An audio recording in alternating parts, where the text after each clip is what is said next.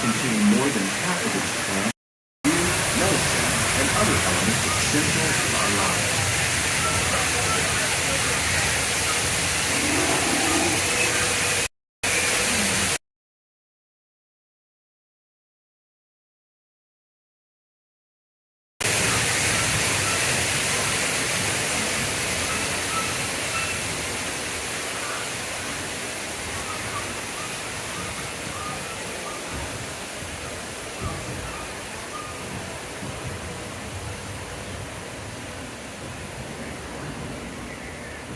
In the desert, nature has created a very different, but no less beautiful living system.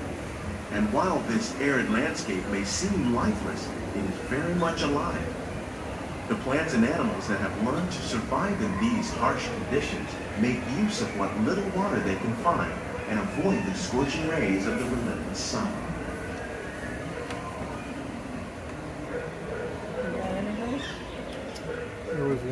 The American prairie once appeared as desolate as the desert, but over time, rainwater and nutrients gradually penetrated the hard surface of I don't know if I'm at the point usually that they're not showing up anymore. Rich soil one day become home to the American farm. Well, if they're not getting, if they're not getting digging.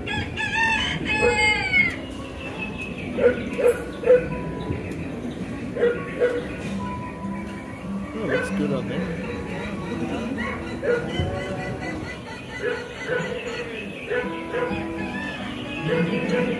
Of all the forces at work on the land, humans have had one of the most profound effects. The need to produce food. To grow food, we often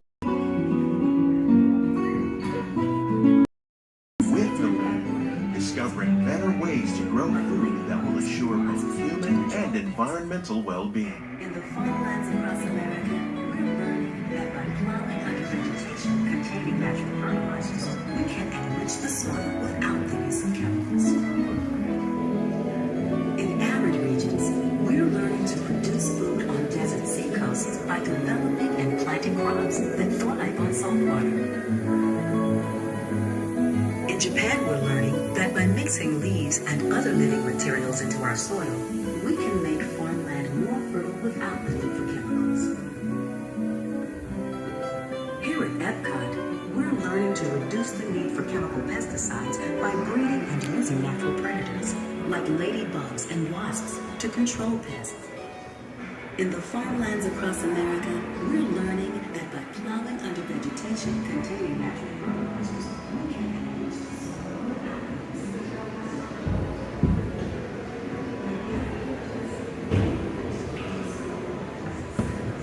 How will we meet tomorrow's growing needs for food production, yet still respect the needs of the land? Some of the answers are being discovered just ahead.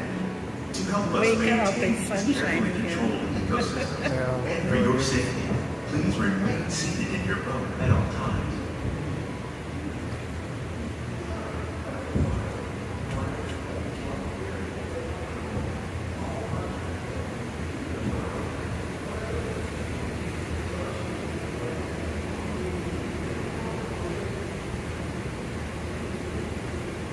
Welcome to our living laboratory, where scientists from Epcot and the U.S. Department of Agriculture are exploring ways to produce powerful harvests now and into the future.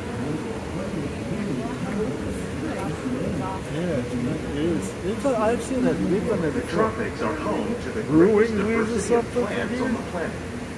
Many of these, like papaya, bananas, Jerk cacao, spice coffee, and wings. rice, are well known around the world. These are just a few of the edible plants that have been an important source of nutrition for people living in the tropics. Many are rich in vitamins and minerals, while others are well adapted to growing in less than ideal conditions. Some, like the water lily, thrive in wet, swampy areas and waterways. All parts of this plant, even the flower petals, are edible.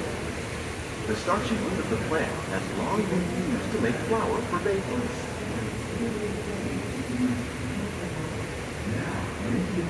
One day, Many of these lesser-known tropical plants may be as important as the bananas growing on both sides of the boat.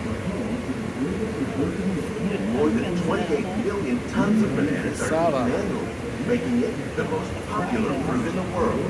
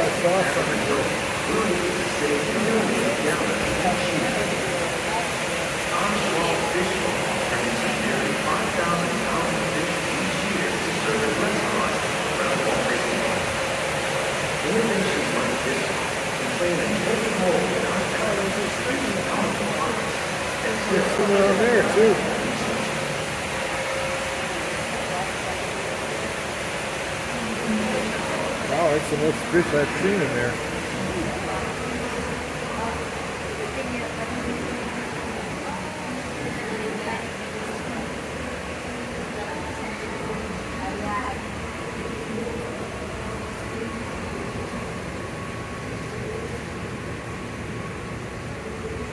While there are more than 50,000 edible plant species in the world, most of us are only familiar with the handful that make up our everyday diet. The common grains growing here, wheat, maize, sorghum, and millet, plus rice, account for nearly 2/3 of our global food consumption. Learning how to increase yields of these staples is an important goal of research around the world.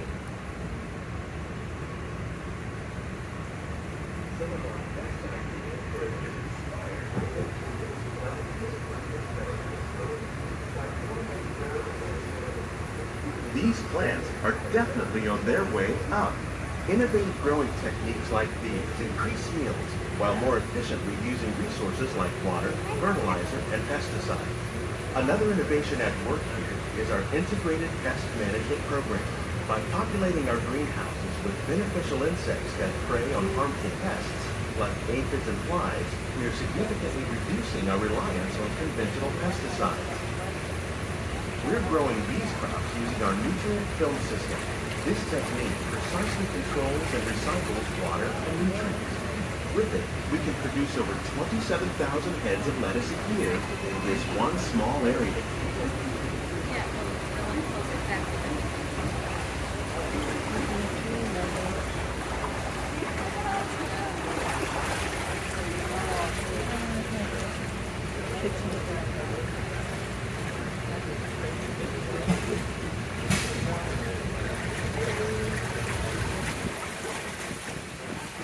Some of our best ideas have been inspired by nature, like these fruit and vegetable trees. By growing these ground plants vertically, we can increase yields and better control diseases. These crops taste as good as they look. In fact, we serve more than 15 tons of produce from our greenhouses in restaurants here at the Land every year.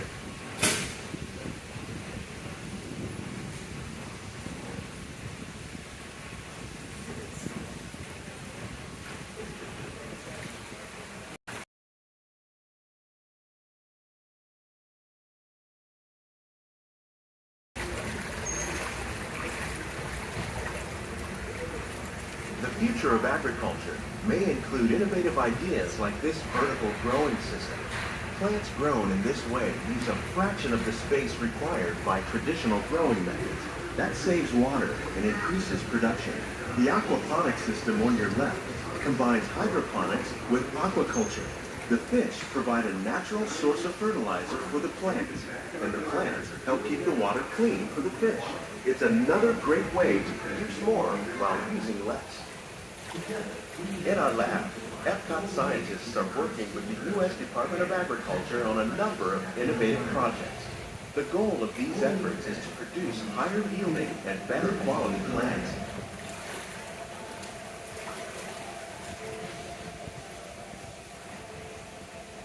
On behalf of Walt Disney World, we hope you've enjoyed this unique journey through our living laboratory. If you'd like a closer look, then check out the behind-the-scenes walking tour. It's a chance for the whole family to get up close and personal with the plants and growing techniques in our laboratory. Please keep your hands and feet inside the boat and remain seated until the boat comes to a complete stop.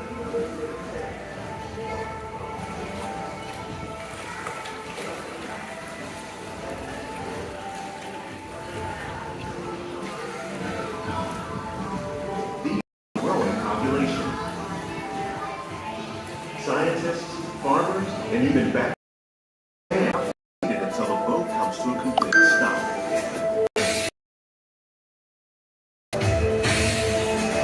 Okay. Maybe we'll get you back after the hopefully this one.